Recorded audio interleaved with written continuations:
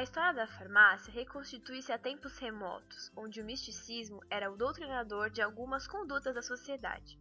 Existem diversos contos e lendas a respeito da origem da profissão, divergentes em vários aspectos, e mesmo assim todos partem de um ponto em comum, sobre como a alquimia influenciou não só a criação do farmacêutico, como também da área da saúde e do método científico em si. A origem exata da alquimia é algo desconhecido. É considerada por muitos uma ciência oculta, embasada em mitologias. Devido a pesquisas realizadas por pesquisadores brasileiros do Departamento de Antropologia do Museu Nacional na Universidade do Rio de Janeiro, sabe-se que os conhecimentos gerados por alquimistas embasam o protocolo conhecido como método científico. É comum associar o alquimista com um ser místico, dotado de inteligência proveniente do oculto, e que busca incessantemente pela criação da pedra filosofal, ou a transmutação de metais em ouro e a criação do elixir da vida.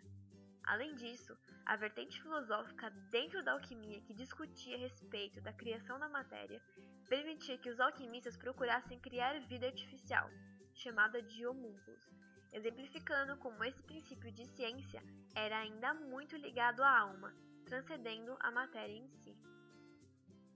A prática era muito comum no mundo antigo, sendo realizada em lugares como Egito, Índia, China, Roma e Grécia.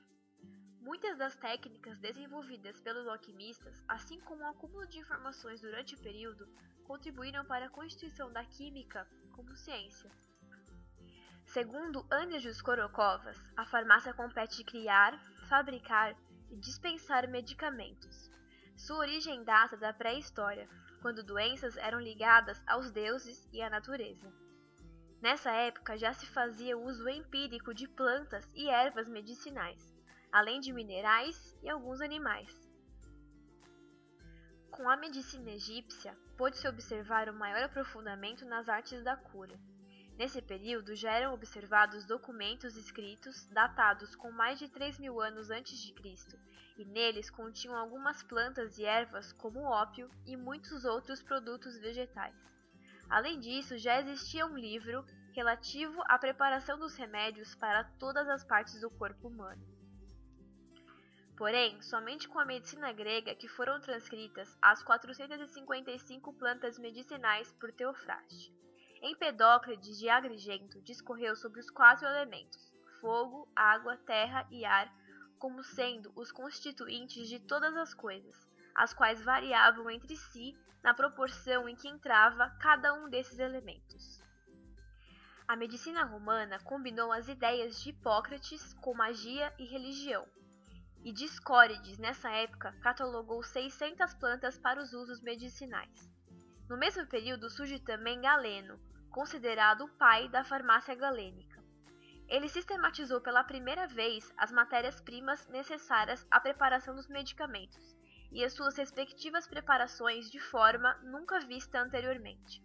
Galeno concebia os medicamentos e a arte de os preparar em função da teoria dos humores proveniente na Grécia Antiga por Hipócrates.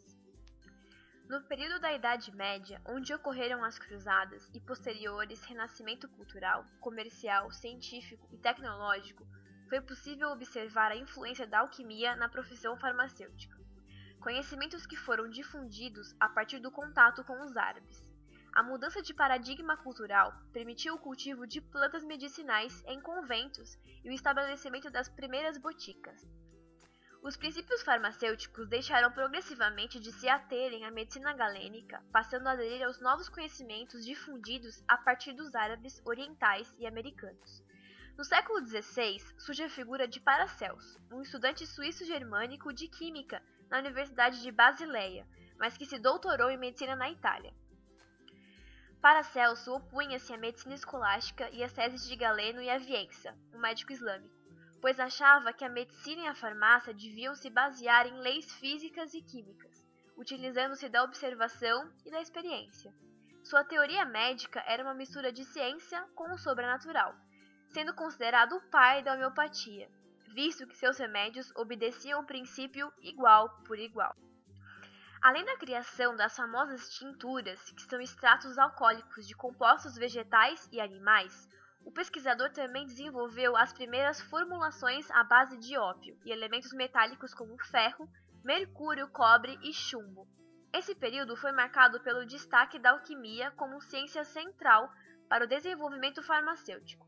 No século XIX, porém, a importância das ciências farmacêuticas foi suficiente para fazê-lo um novo domínio de conhecimentos, e não apenas uma subdivisão da química.